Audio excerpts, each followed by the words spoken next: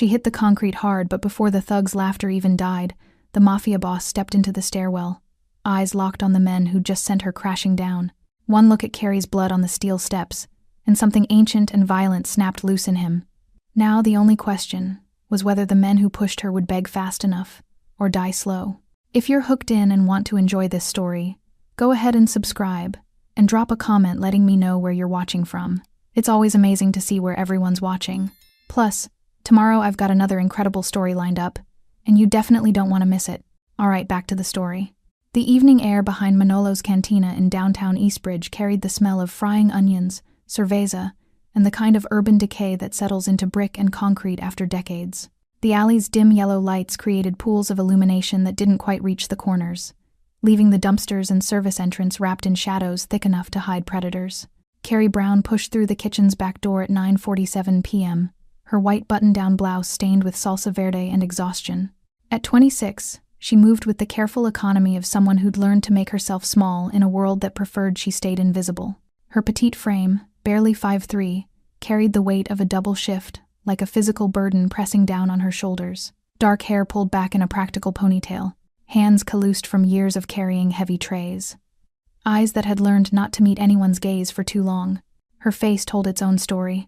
Smooth brown skin marked by a faded yellow-green bruise along her left cheekbone a week old, shaped like knuckles. She'd told the manager she'd walked into a cabinet door. Nobody asked follow-up questions. Across the alley, leaning against the brick wall beneath a flickering street lamp, Oscar Heaton waited with the patience of an apex predator. His tailored charcoal suit fit him like armor, the jacket open enough to reveal an off-white shirt, and the dark ink creeping up his neck geometric patterns that disappeared beneath his collar.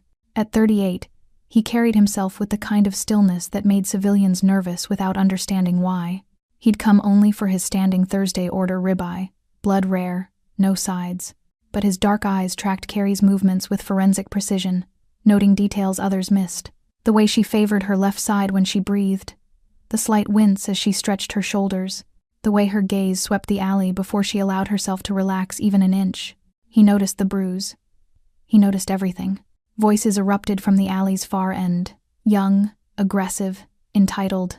3 figures materialized from the darkness near the dumpsters, their hoodies and swagger marking them as the same crew that had been bleeding protection money from local businesses for months.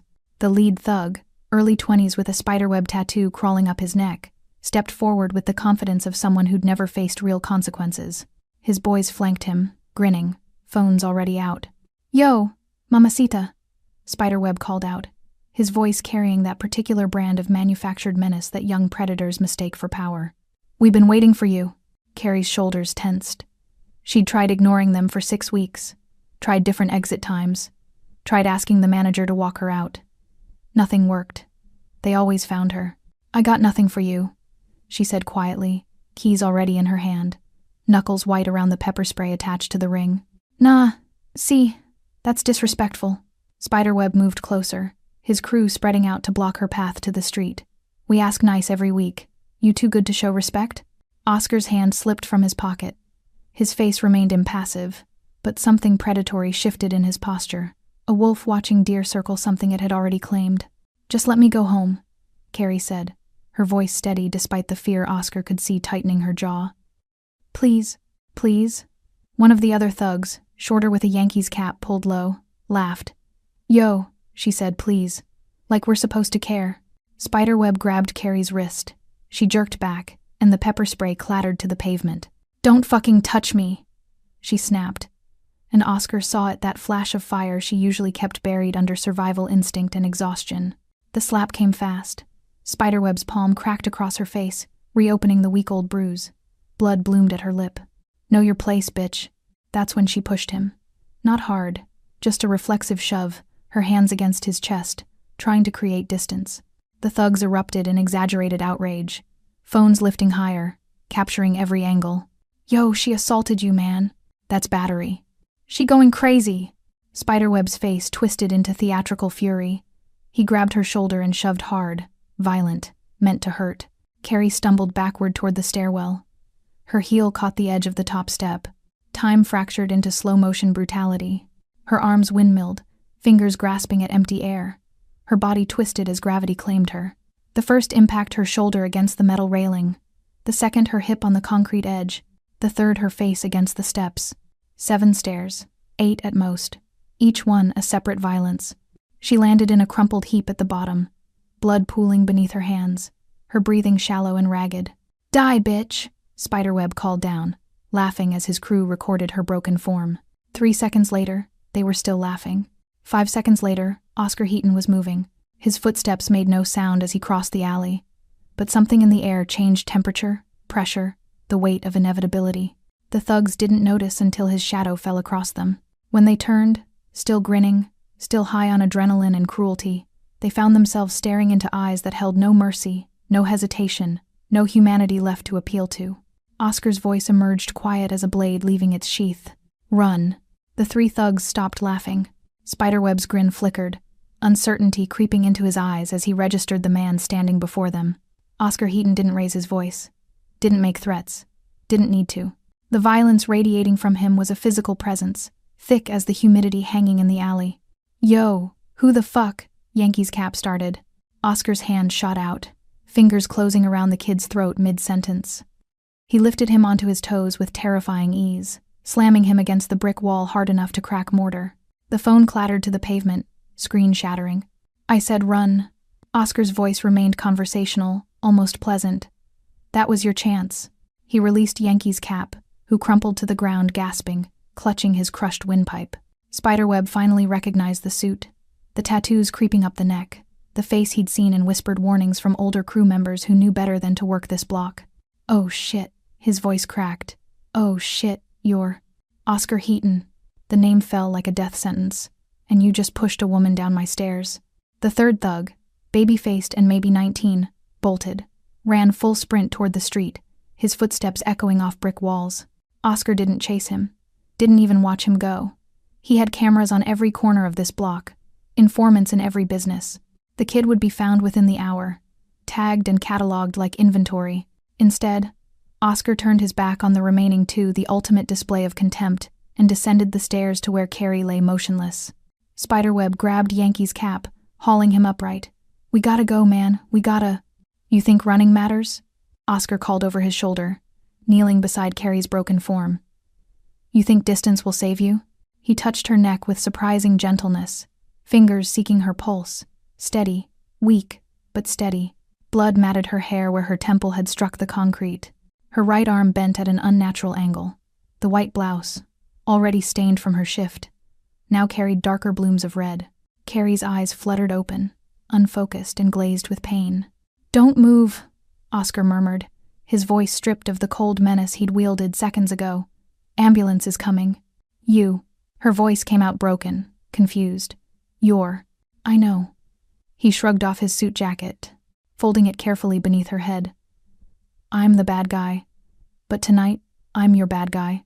Her eyes widened slightly, not with fear, but with the dawning realization that the well-dressed man who ordered ribeye every Thursday was something far more dangerous than she'd imagined.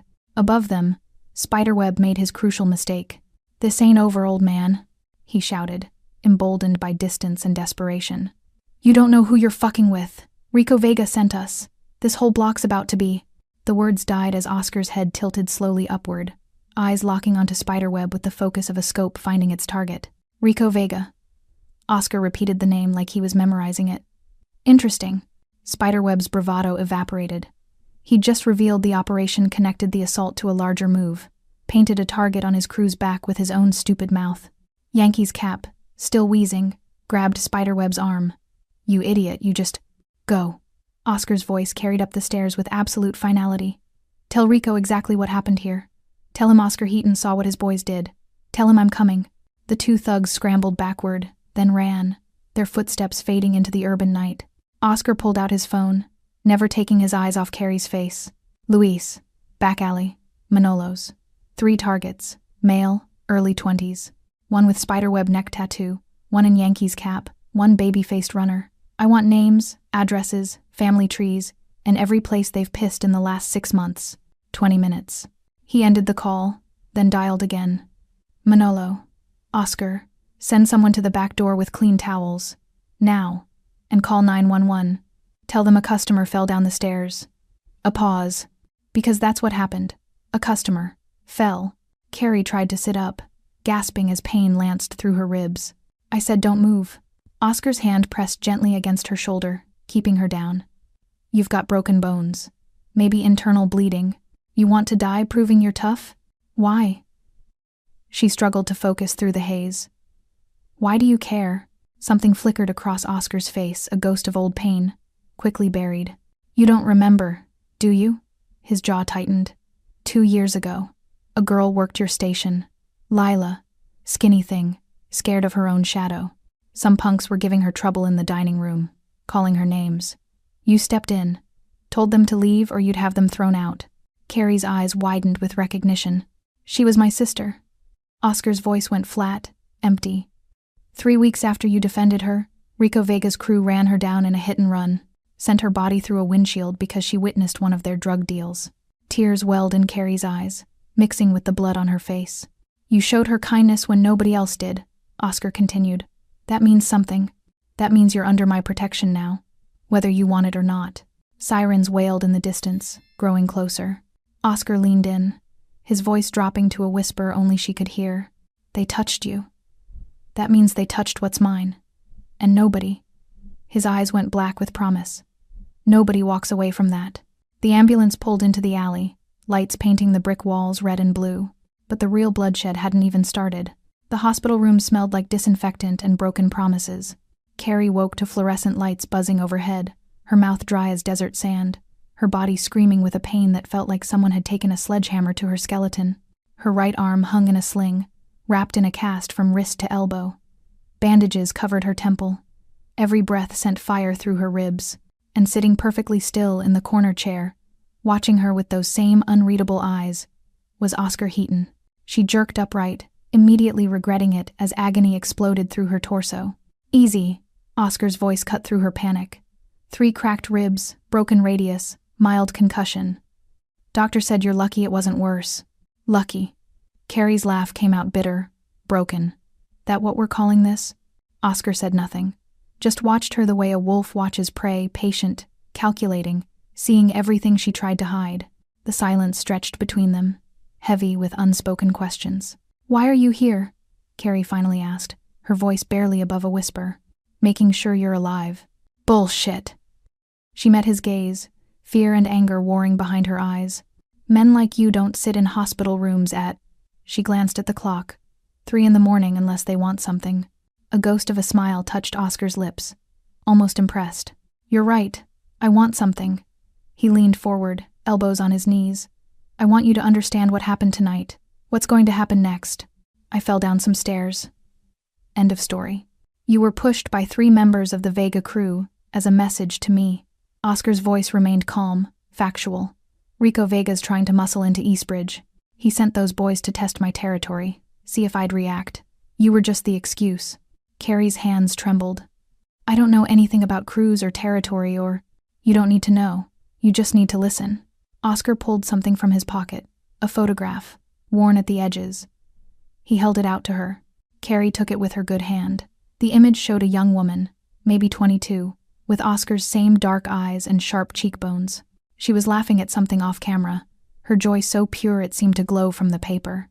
Lila, Carrie breathed, recognition flooding her features.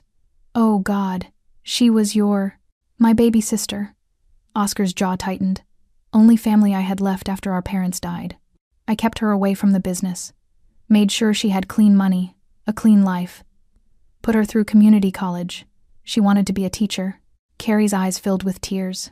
She talked about you. Never said your name, but I could tell. She looked up to someone. Said her brother worked hard so she didn't have to. I worked bloody so she wouldn't have to. The words hung in the air like smoke. She died 2 years ago, Oscar continued, his voice hollow. October 14th. Hit and run at the corner of 5th and Madison. Rico Vega's crew. She saw them dealing to high school kids outside the library. Threatened to call the cops. Carrie's hand flew to her mouth. Jesus. They followed her 3 blocks. Ran her down doing 60 in a residential zone. Her body went through a Toyota's windshield. Oscar's hands clenched into fists. She was dead before the ambulance arrived. The cops called it an accident. No witnesses, no cameras, no justice. I'm so sorry. You defended her.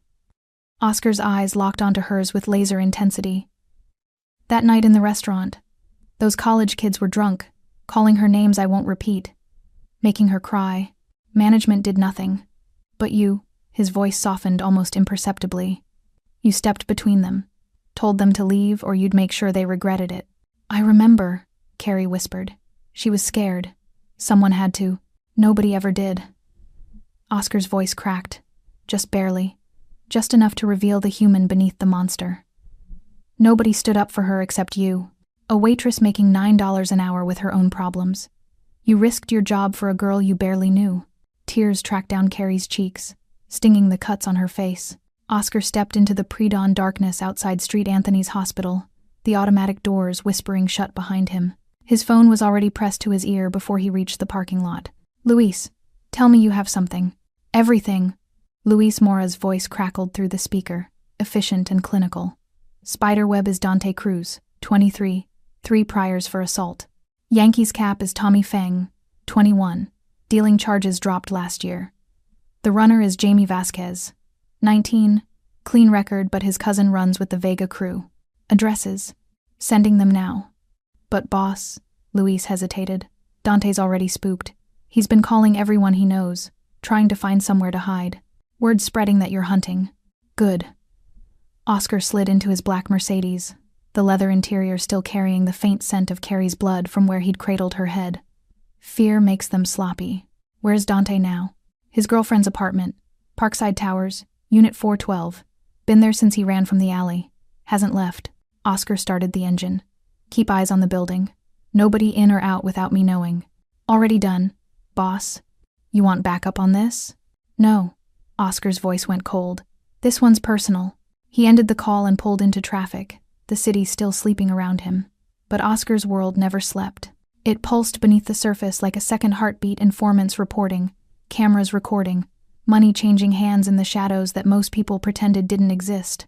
His mind replayed the scene in the alley, Carrie's body tumbling down those stairs, the crack of bone against concrete.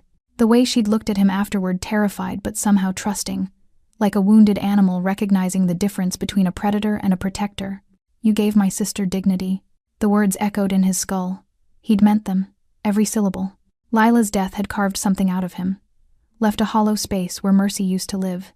But Carrie had unknowingly planted something in that void 2 years ago, a debt that demanded payment, a connection that refused to be buried with his sister's body. Oscar's hands tightened on the steering wheel. Dante Cruz had no idea what he'd triggered. None of them did.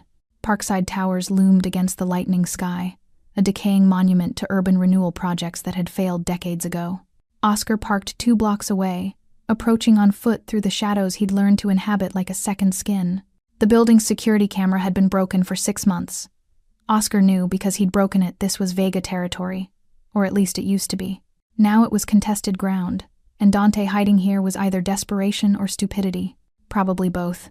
Oscar took the stairs to the 4th floor, his footsteps silent on concrete. Years of moving through hostile territory had taught him how to become a ghost when necessary. He passed a sleeping homeless man, a broken window, graffiti declaring loves and threats in equal measure. Unit 412's door was cheap pressboard, already damaged from previous break-ins. Oscar could kick it down, could shoot the lock, could do 100 violent things. Instead, he knocked. 3 measured taps. Silence. Then footsteps hesitant, scared. Who is it? A woman's voice, young and frightened. Building maintenance. Water leak reported from your unit. There's no leak. Ma'am, I need to check the pipes before it floods the apartments below. More silence. Whispered conversation inside.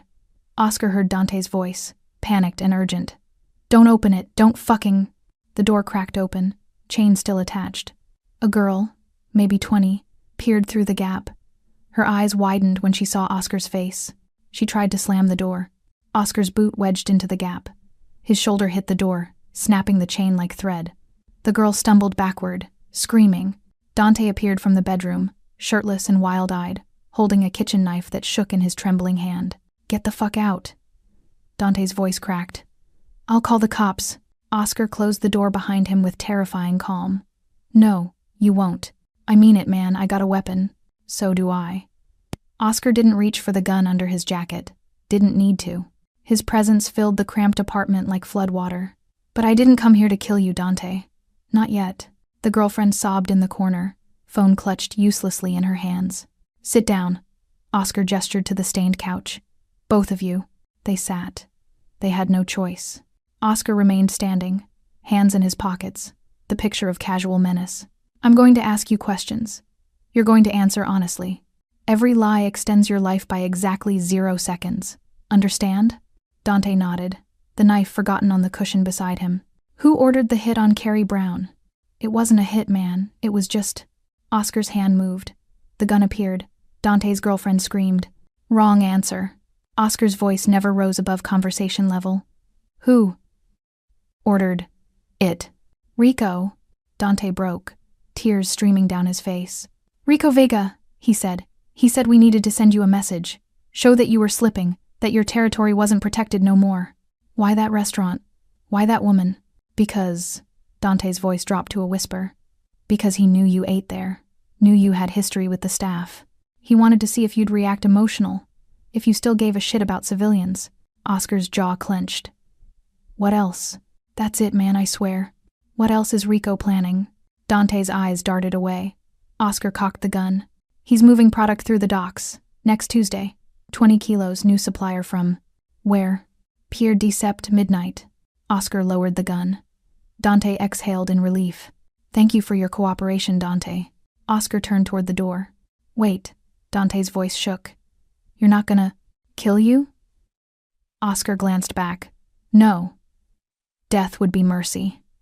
Instead, I'm going to let you live with the knowledge that you broke, that you gave up Rico in under 2 minutes, that when your crew finds out, and they will, you'll wish I'd put a bullet in your skull." Oscar opened the door. "Tell Rico I'm coming. Tell him Oscar Heaton saw what his boys did. Tell him," Oscar's smile was a razor's edge, "justice isn't just coming, it's already here." He left the sobbing couple behind. 1 down, 2 to go. "Leela told me about you," Oscar said. "Called you her angel. Said you reminded her what kindness looked like." He stood, moving to the window, his back to her. "When she died, I promised myself I'd remember everyone who showed her mercy. Keep them safe. Repay the debt. You don't owe me anything. I owe you everything." Oscar turned, and for the first time Carrie saw past the cold exterior to the grief festering underneath.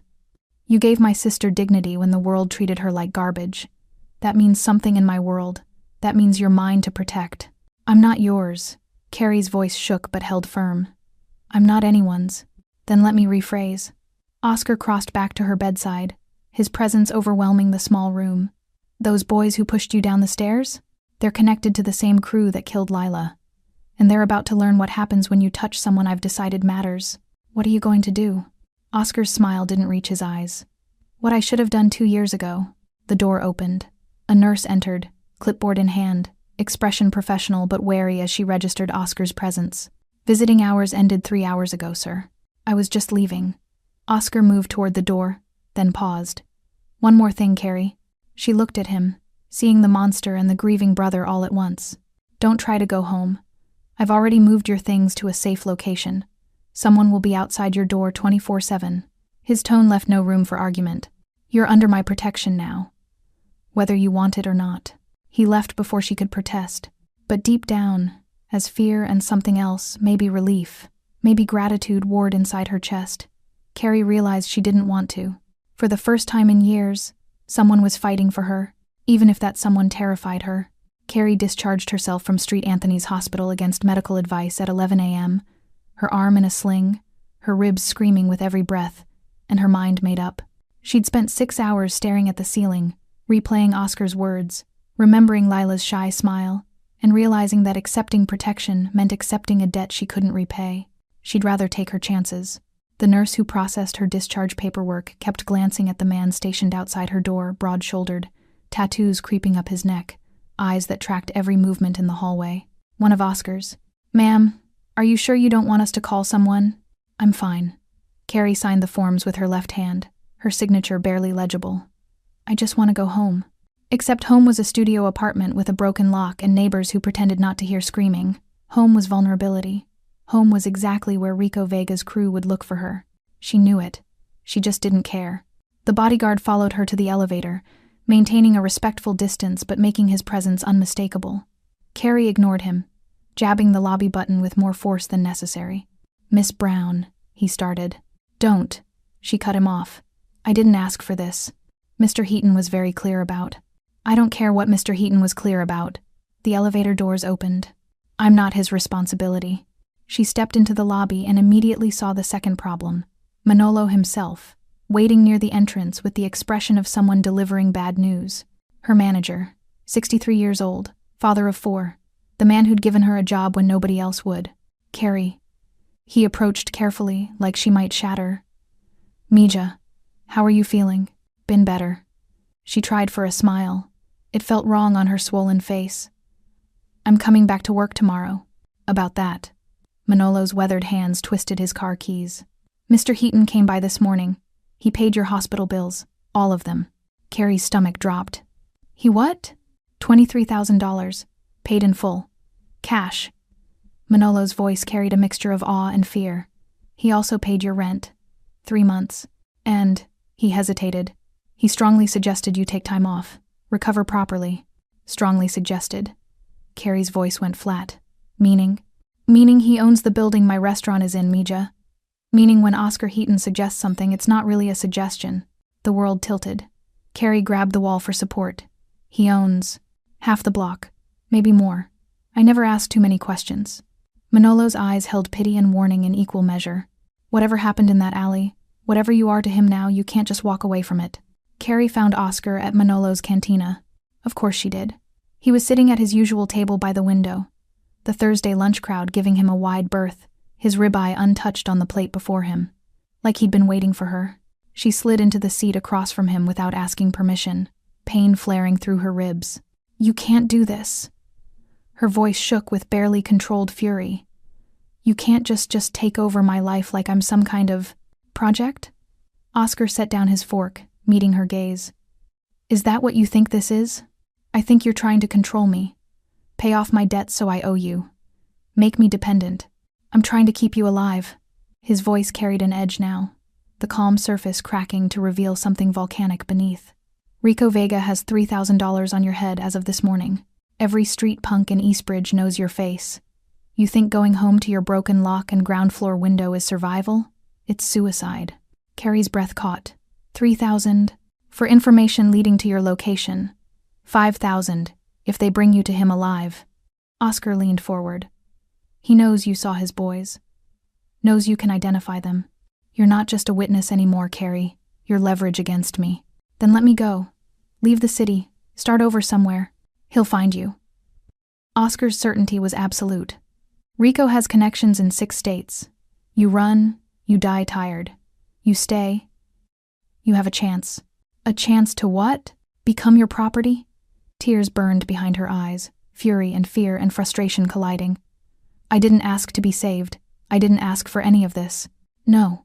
Oscar's voice softened, and for a moment she saw past the crime boss to the grieving brother underneath. "You just asked to be left alone. To work your shifts, support your mother, survive another day. And they couldn't even give you that." The fight drained out of her. Carrie slumped in the chair, exhausted. "My mother," she whispered. "Does she know? She thinks you're visiting a friend for a few days. I had someone call her. Your phone, your voice."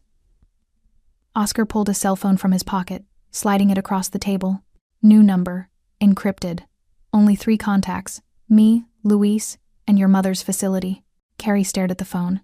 "Facility? Sunrise Memory Care Center. Your mother has early onset Alzheimer's. You've been paying for her care on waitress wages for 3 years. Oscar's eyes held no judgment. "That's why you work doubles. Why you never call in sick. Why you couldn't afford to lose this job. How do you—" Her voice broke. "You investigated me. I protect what's mine. That means knowing every vulnerability, every pressure point." He paused. "Your mother's care is paid for. 1 year, in full. Non-refundable." "Stop." Carrie's hands trembled. "Stop doing this. Stop making it impossible to hate you. I'm not trying to make you love me, Carrie. I'm trying to keep you breathing." Oscar stood, dropping cash on the table. "There's a car outside. It'll take you to a safe house. Private security, clean identity, everything you need. And if I refuse?" Oscar's jaw tightened. Then I'll have you taken there by force. Because I'm not watching another woman I care about die because I gave her a choice she wasn't equipped to make." The words hung between them, raw, honest, terrifying in their implication. "You barely know me," Carrie whispered. "I know enough." Oscar headed for the door, then paused. "You showed my sister kindness when kindness cost you something. In my world, that makes you rare. That makes you worth protecting." He left her sitting there, surrounded by the lunch crowd that pretended not to listen. Carrie looked at the phone in her hand. 3 contacts, 1 choice. She picked it up and dialed. "Luis? It's Carrie. Where's this safe house?" The safe house wasn't what Carrie expected. She'd imagined something cold and industrial, concrete walls, surveillance cameras, the sterile efficiency of a witness protection holding cell. Instead, Luis drove her to a renovated brownstone in the Garden District, 3 miles from the chaos of downtown Eastbridge, where tree-lined streets and historic architecture created the illusion of safety. "3rd floor, Luis said, handing her a keycard. "Fingerprint scanner inside. Only you, me, and the boss can access it." Carrie stepped into the apartment and stopped. Hardwood floors, exposed brick, floor-to-ceiling windows overlooking a private courtyard. Her clothes, her actual clothes from her apartment, hung neatly in the closet. Her mother's photo sat on the nightstand in the frame she'd kept beside her bed for 3 years. "How?" "Mr. Heaton is thorough." Luis lingered in the doorway, professional but not unkind. "Panic button is by the bed. Armed response in under 90 seconds. Groceries are stocked. Anything you need, you call." He left before she could ask the questions piling up in her throat. Carrie sank onto the leather couch, her broken arm throbbing, her mind reeling. This wasn't protection. This was possession, luxurious, suffocating, absolute. Her new phone buzzed. Unknown number. She answered. "Hello?" Heavy breathing, then a voice, digitally distorted. "You should have died on those stairs, bitch." Carrie's blood went cold. "We know where your mother is. Sunrise Memory Care, room 3B. Pretty flowers on her nightstand. She asks for you every morning." "Don't you dare," Carrie's voice cracked. "Tell Oscar Heaton to back off. Tell him Rico Vega doesn't forget disrespect. You got 72 hours before we pay Mama a visit." The line went dead. Carrie's hands shook so violently she dropped the phone. Nausea rolled through her stomach. They'd been to the facility, seen her mother, knew exactly how to destroy her. She grabbed the phone, dialing Oscar's number with trembling fingers. He answered on the first ring. "What happened?" Not a question, a command. "They called." Carrie could barely breathe. "They threatened my mother. They've been to the facility, Oscar." They described her room. "I'm 10 minutes away. Don't open the door for anyone." The line cut. Carrie paced the apartment, pain forgotten, terror consuming everything else.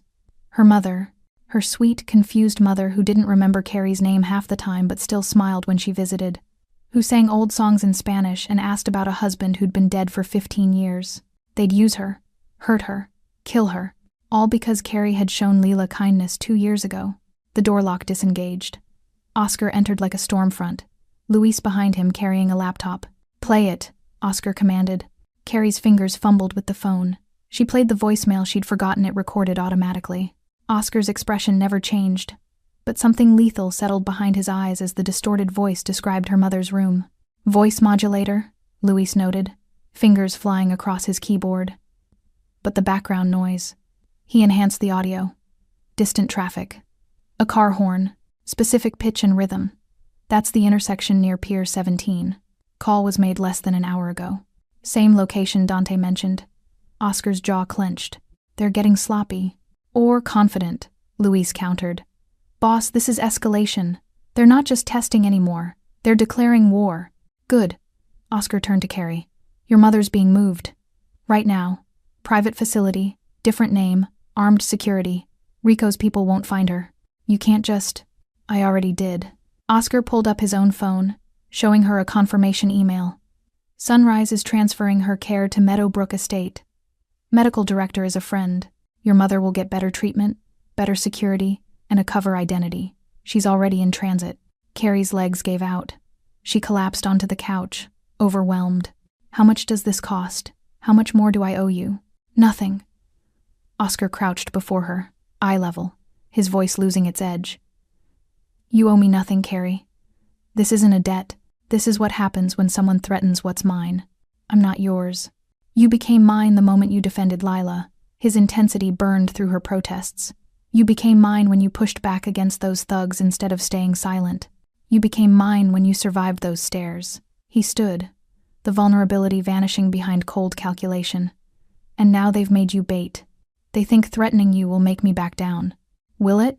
Carrie looked up at him, seeing both her protector and her jailer. Oscar's smile was cruel. No. It'll make me burn their world to ash. Across town, in a warehouse that smelled of rust and river water, Rico Vega crushed his burner phone in his fist. The bitch called him immediately. Rico's voice dripped contempt, exactly like we knew she would. Tommy Feng, his face still bruised from Oscar's chokehold, leaned against a crate. So what now? He's gonna come for us hard. Let him come. Rico lit a cigarette, exhaling smoke toward the corrugated ceiling. We've got 20 soldiers moving into position. Suppliers lined up from Miami. Eastbridge is ours for the taking. And the girl? She's already served her purpose. Rico's eyes glinted with malice. We wanted Oscar emotional. We wanted him making mistakes. That phone call guaranteed he's not thinking straight. What if he finds the pier? He will. That's the point. Rico smiled. We gave him exactly enough information to feel smart. Tuesday night, Pier 17. Midnight. He'll come in thinking he's disrupting our supply line. And we'll be waiting. Rico crushed the cigarette under his boot. Not with product, with enough firepower to put the quiet knife in the ground permanently. Tommy shifted uncomfortably. Boss, you sure about this? Oscar Heaton's survived worse. Oscar Heaton's weak. Rico's voice carried absolute certainty. He's protecting a nobody waitress. Getting emotional over some dead sister's memory. Men like that don't survive. They bleed out slowly, making mistakes, until someone with vision puts them down. He pulled out his own phone, dialing. It's me. Move the real shipment to Wednesday, Pier 9.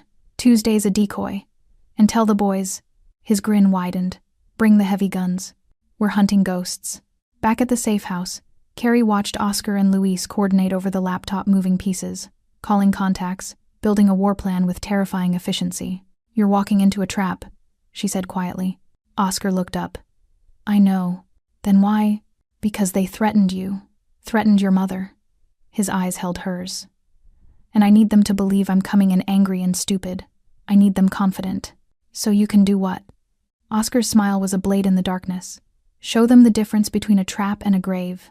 He returned to his planning, and Carrie realized with creeping horror that she wasn't just protected. She was the bait in a war she'd never wanted. And Oscar Heaton was about to paint Eastbridge red. The attack came on Sunday afternoon, when the Garden District pretended violence didn't exist. Carrie stood at the safe house window, coffee growing cold in her good hand, watching children play in the courtyard below. Normal life. The kind she'd never really had. 3 days of protective custody had given her too much time to think about Leela's shy smile, about Oscar's grief disguised as control, about the fact that she'd become a chess piece in a game where everyone played for keeps. Her new phone buzzed. Her mother's facility. Miss Brown? This is Nurse Patricia from Meadowbrook. Your mother's asking for you. She's having a good day, very lucid. I thought you might want to visit? Carrie's throat tightened. Her mother's lucid days were rare gifts, precious and fleeting. I'll be there in an hour. She ended the call and immediately dialed Luis. I need to see my mother. Not a good idea right now, Miss Brown. Security protocols. She's having a lucid day. Carrie's voice cracked. Do you know what that means? She'll actually remember me. Actually know who I am. I haven't had that in 4 months. Silence. Then, give me 20 minutes. I'll arrange transport. The black SUV arrived with 2 of Oscar's men, the silent type with shoulder holsters and eyes that never stopped scanning. Carrie climbed into the back seat, her broken arm aching despite the painkillers. They made it 6 blocks before everything went wrong. The garbage truck appeared from a side street, blocking the intersection with the casual precision of planned chaos. Carrie's driver cursed, throwing the SUV into reverse just as a panel van screeched to a halt behind them, boxing them in. Get down! The bodyguard in the passenger seat drew his weapon. Masked men poured from the van, 3 from the truck. Automatic weapons, professional movements. The first bullets spiderwebbed the windshield. The driver returned fire through his window, catching one attacker in the shoulder. He spun but didn't drop. They're wearing vests, the driver shouted. Luis, we need backup. Garden and 5th.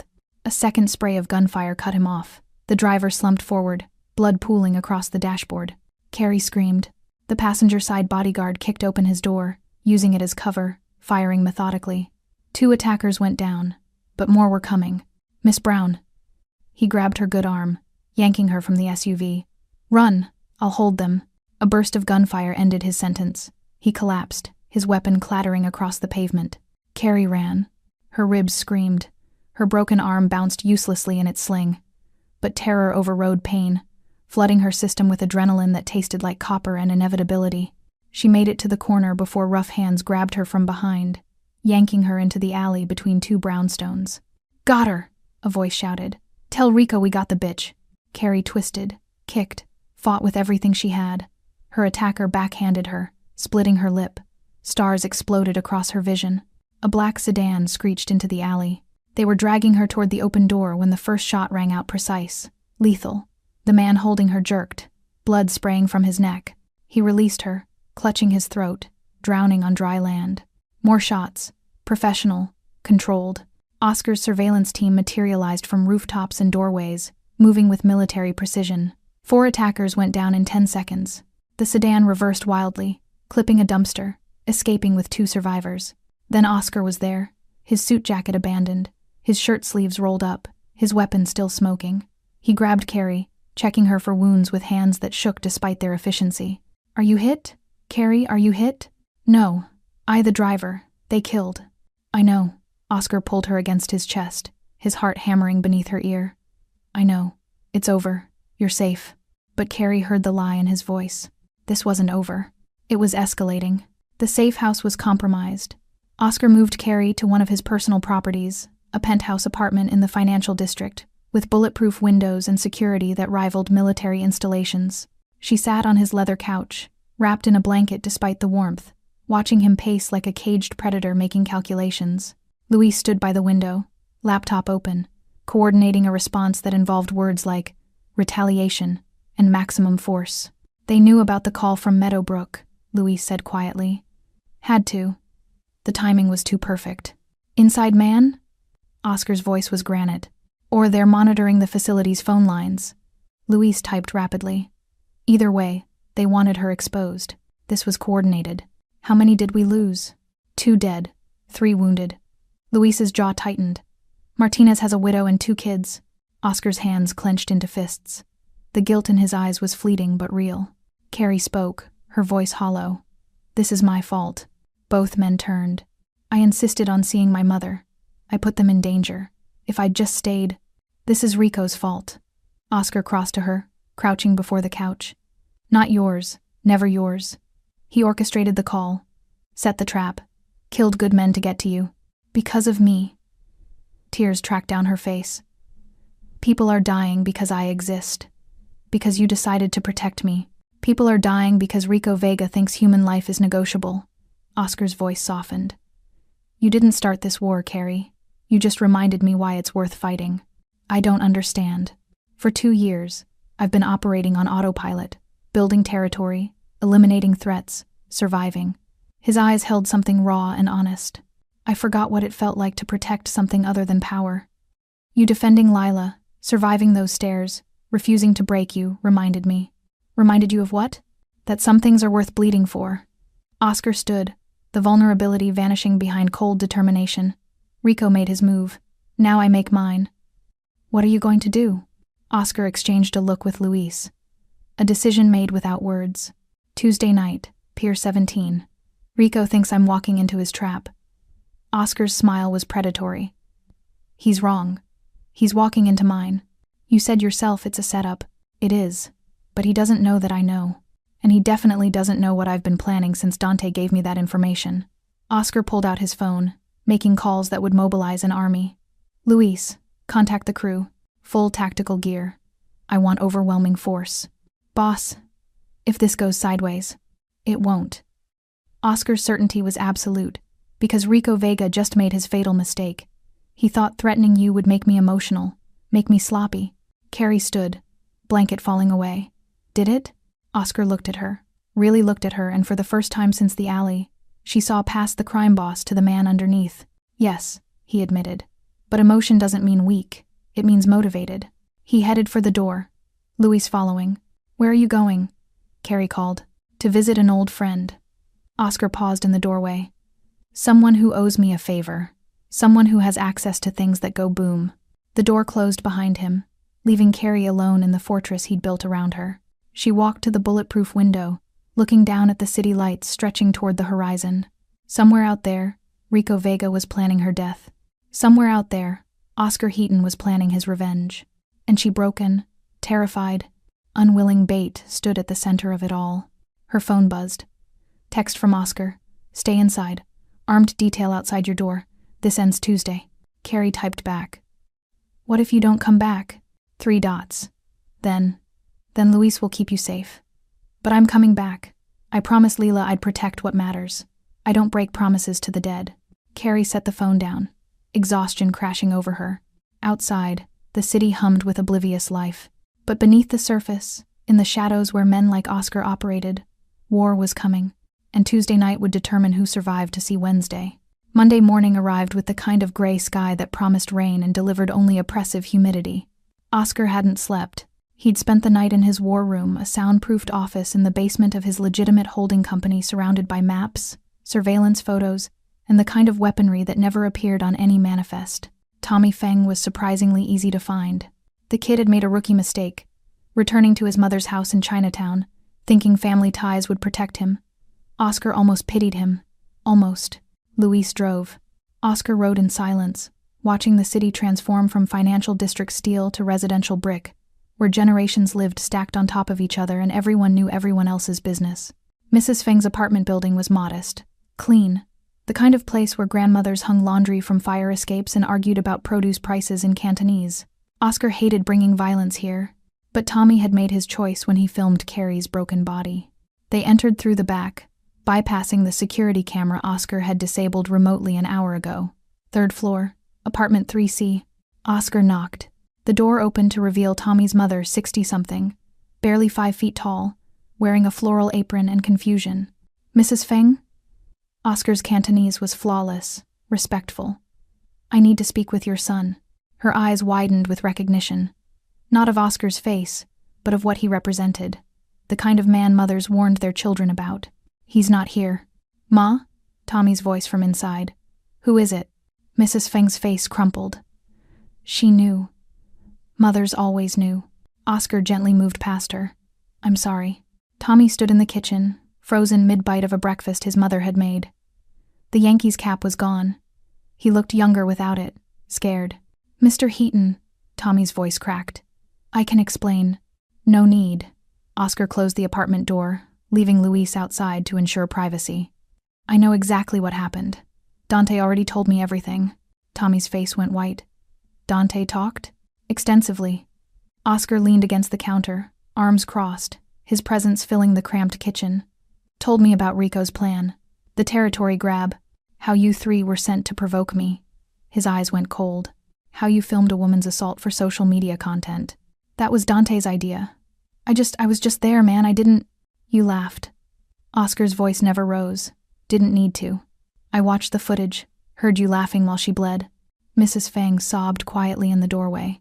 Tommy's hands trembled. What do you want? Information.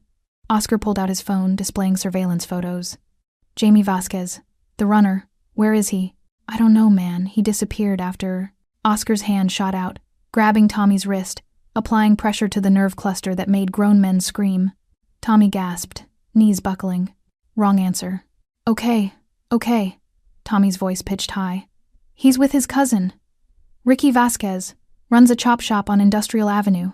Jamie's hiding there. Oscar released him. Tommy collapsed against the kitchen counter, cradling his wrist. What else is Rico planning? Tuesday night. Pier 17. But it's a setup. He's got 20 guys with automatic weapons waiting for you. He thinks you're coming for the drug shipment, but there's no shipment, just an ambush. I know. Oscar's smile was terrifying in its calm. What I want to know is where the real shipment is. Tommy's eyes went wide. How did you... Because I've been playing this game since before you were born. Oscar leaned closer. Where is the real shipment? Wednesday, Pier 9. 30 kilos from Miami. Rico's got protection from the Port Authority, Customs, everyone. It's untouchable. Nothing's untouchable. Oscar straightened, pulling out cash $5,000 and setting it on the counter. For your mother. Medical bills, whatever she needs. Tommy stared at the money, confused. You're not going to kill me? No. Oscar headed for the door. You're going to disappear. Tonight. Take your mother somewhere Rico can't find you. Canada, Mexico, I don't care. But if I see your face in Eastbridge again. His eyes held absolute promise. This conversation ends differently. He left Tommy shaking in his mother's kitchen. In the hallway, Luis raised an eyebrow. You're getting soft. No, I'm being strategic. Oscar descended the stairs. Tommy's mother doesn't deserve to watch her son die, and a scared witness is more valuable than a corpse. What about Jamie? Him, we visit next. The chop shop on Industrial Avenue operated behind the facade of legitimate auto repair. Oscar had raided it twice in the past, both times leaving messages written in blood and broken bones. Ricky Vasquez knew better than to operate here, but family made people stupid. They arrived at noon, the sun finally burning through the humidity, making the industrial district shimmer with heat mirages. Luis brought 4 men, veterans who'd served with Oscar in less official capacities, the kind who asked no questions and left no witnesses. The shop's bay doors were open, revealing 2 stripped cars and 3 mechanics who scattered the moment they saw Oscar. Ricky emerged from the office, wiping grease on his coveralls, trying for bravado that died the moment he met Oscar's eyes. Heaton, this is neutral territory, man. We got agreements. You broke the agreement when you harbored someone who tried to kill under my protection. Oscar gestured, and his men fanned out, securing the perimeter. Where's Jamie? I don't know what you're... Luis fired once, the bullet ricocheting off a metal beam 6 inches from Ricky's head. The sharp crack echoed like thunder. Let's try again. Oscar's patience was a finite resource, and Ricky had already exhausted half of it. Where is your cousin? Ricky's bravado crumbled. He pointed toward the back office. In there. Been hiding since Thursday. Please, man, he's just a kid. He's old enough to push women downstairs. Oscar walked past Ricky into the dim office. Jamie sat on a cot, gaming controller in hand, completely oblivious until Oscar's shadow fell across him. The controller clattered to the floor. Mr. Heaton, Jamie's voice was pure terror. I'm sorry, I swear. I didn't want to. Dante made me. You ran. Oscar closed the door behind him, sealing them in together. You could have stayed, could have tried to help her. Instead, you ran and left her bleeding. I was scared. So was she. Oscar crouched to eye level. 19 years old, clean record, your whole life ahead of you, and you threw it away filming assault for entertainment. Jamie's tears came freely. Please don't kill me. Please, I'll do anything. I'm not going to kill you. Oscar's voice carried something worse than death. I'm going to educate you. He spent the next 10 minutes explaining in vivid, terrible detail what would happen if Jamie ever touched another woman, ever laughed at someone else's pain, ever mistook cruelty for courage. By the end, Jamie was sobbing, understanding with crystal clarity that Oscar's mercy was conditional and temporary. You get 1 chance, Oscar said, standing. 1. You waste it, and what happened to Dante will look like compassion compared to what I do to you. Understand? Jamie nodded frantically.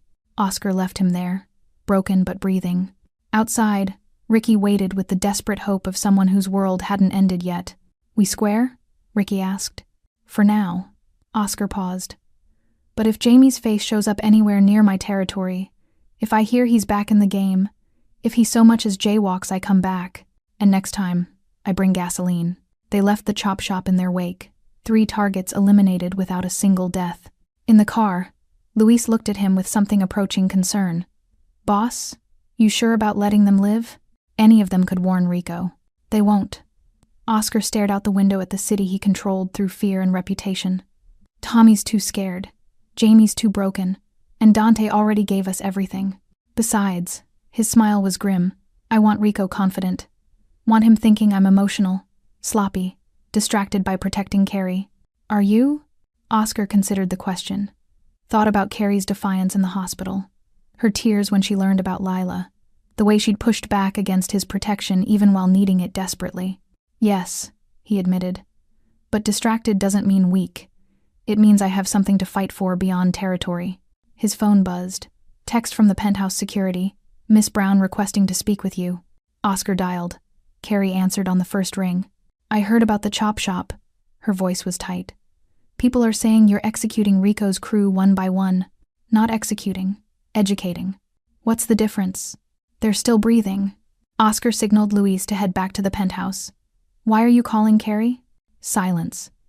Then quietly. Because tomorrow's Tuesday. Because you're walking into a war. And because...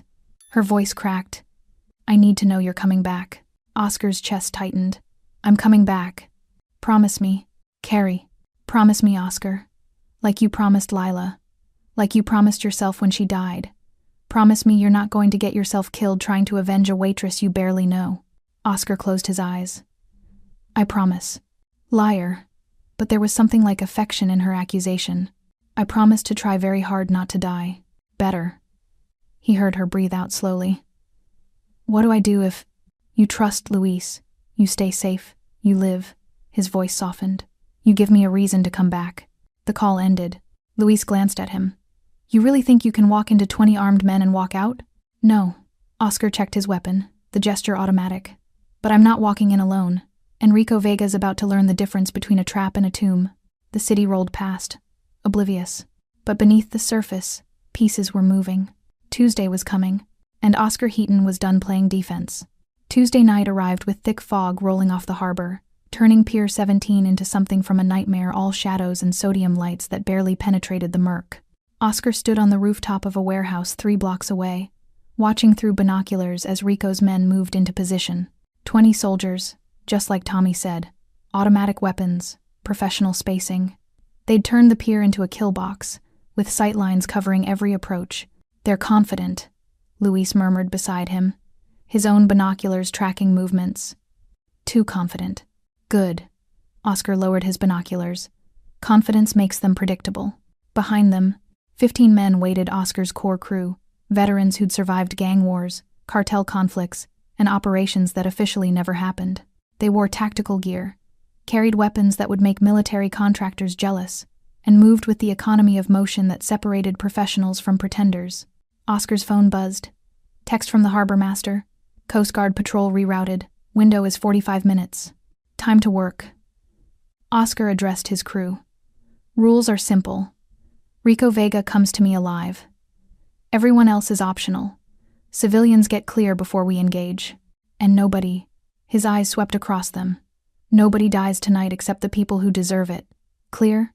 Affirmatives all around. They descended into the fog. Rico Vega stood in the center of Pier 17, smoking a cigarette, watching his soldiers take position. Everything was perfect. Oscar would approach from the street, the only logical entry point. His men would cut him down in a crossfire. The quiet knife would bleed out on concrete he thought he owned. Boss. One of his lieutenants jogged over. Perimeters secure. Motion sensors active. He shows up. We'll know. Good. Rico checked his watch. 11:47 p.m. Heaton's always punctual. He'll be here. What if he doesn't come? Rico's smile was cruel. Then tomorrow we grab the waitress again. This time, we don't fail. We send Oscar her fingers until he shows up to collect the rest. Thunder rumbled in the distance. Or maybe not thunder. The explosion came from the north, a fuel truck parked 3 blocks away, erupting in a fireball that lit the fog like daylight. Rico's men turned, instinctively moving toward the threat. The second explosion hit from the south. Another vehicle. Another distraction. It's a diversion, Rico screamed. Hold positions. He's trying to... Smoke grenades landed in perfect formation, deployed from the rooftops Rico hadn't thought to secure. Thick chemical smoke merged with the fog, reducing visibility to 0. Then the shooting started. Oscar's crew moved through the smoke like ghosts, using thermal optics and practiced coordination. They hit fast and brutal, disabling shots to shoulders and knees, neutralizing threats without killing. Rico's men fired blind, hitting nothing but fog and panic. In 90 seconds, half of Rico's soldiers were down, screaming, or unconscious. Oscar materialized from the smoke directly in front of Rico, his weapon aimed center mass. Surprise. Rico fired. Oscar had already moved. His return shot took Rico in the thigh, agonizing but non-lethal. Rico collapsed, cursing. You stupid, this doesn't end here. I got connections. Protection. Had. Oscar kicked Rico's weapon away. Past tense. Luis emerged from the smoke, dragging 2 of Rico's lieutenants. Perimeter secure. Police response delayed another 15 minutes. We're clear. Oscar nodded. Get Rico to the warehouse. Time for a conversation. The abandoned textile warehouse that Rico's crew used as their base now served as their prison. Oscar had cleared it an hour before the pier operation quietly, efficiently, leaving it empty for exactly this purpose. Rico sat zip-tied to a chair, bleeding from his leg, surrounded by the 8 soldiers Oscar's crew had captured alive.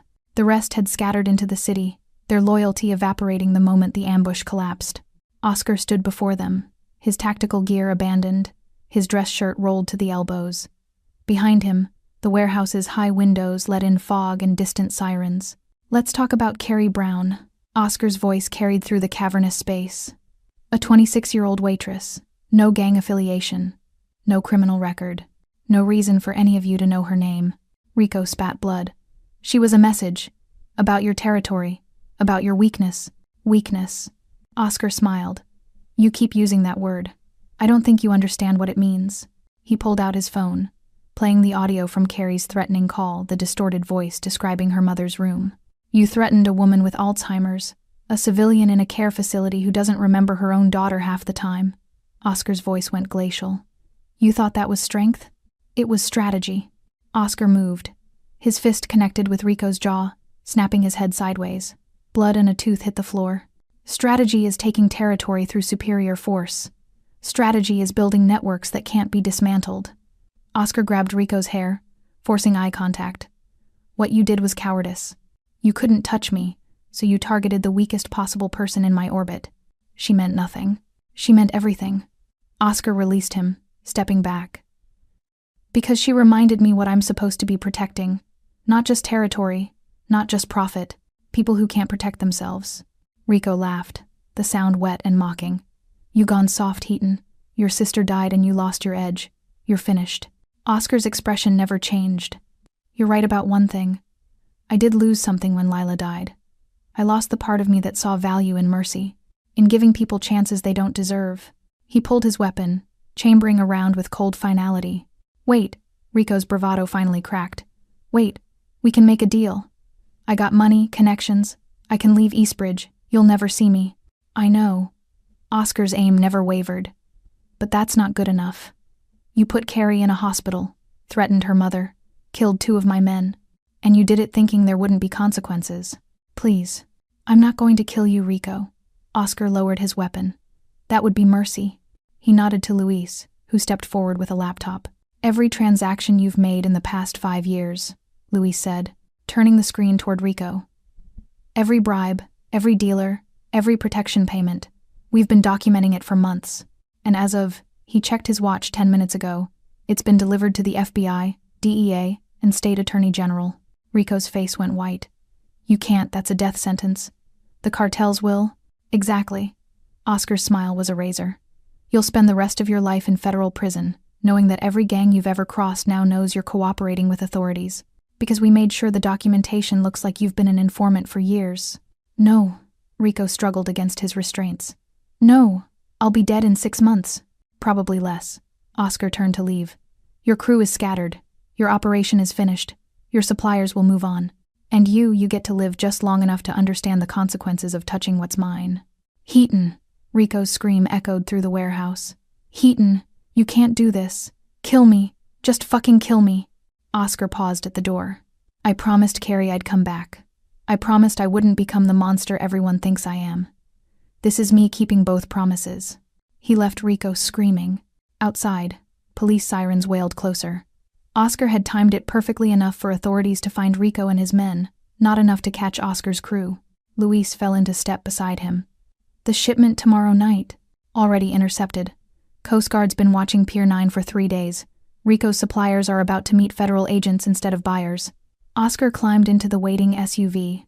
It's over. Is it? Luis pulled into traffic. Rico's got family. His uncle runs operations in 3 states. His uncle will cut ties the moment he sees the federal indictment. Oscar's certainty was born from decades of understanding how criminal hierarchies worked. Nobody protects dead weight. Rico's toxic now. They drove through the fog-wrapped city, leaving chaos in their wake. Oscar's phone buzzed. Text from Penthouse Security. Miss Brown is awake. Requesting update. He dialed. She answered before the first ring finished. Oscar.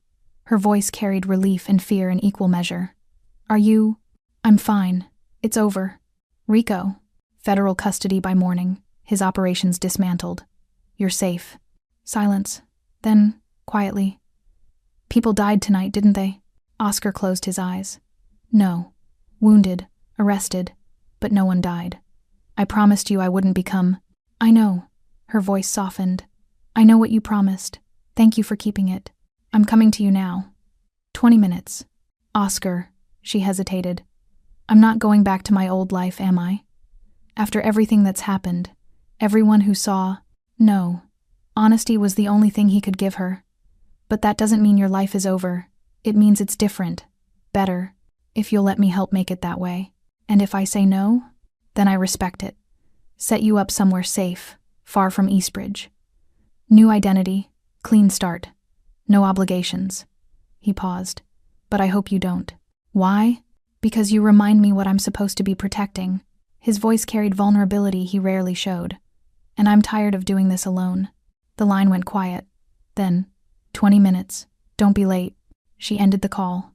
Luis glanced at him. Boss, you know she's going to complicate everything, right? Having someone you actually care about, it's a vulnerability. I know. Oscar stared out at the city he'd bled for, killed for, built an empire around. But maybe vulnerability isn't weakness. Maybe it's the only thing that makes this worth doing. They drove toward the financial district, toward bulletproof windows and a woman who'd survived because she'd shown kindness to a stranger 2 years ago. Behind them, Rico Vega screamed in an empty warehouse, understanding too late that some debts can't be paid, only suffered through. The penthouse was silent, a stark contrast to the violence Oscar had just unleashed on the city. The only light came from the city itself, a tapestry of gold and white glittering beyond the bulletproof glass.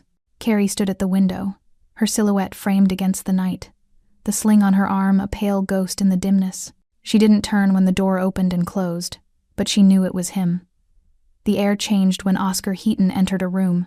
It became charged, heavier. It's done. His voice came from behind her, rough with exhaustion and something else she couldn't name.